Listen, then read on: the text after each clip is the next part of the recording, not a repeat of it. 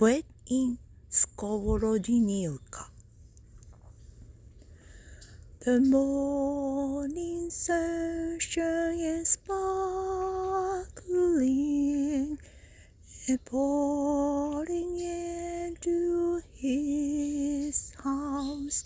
A dull shell hits a roof and scared the love all over. But couldn't succeed to stop me.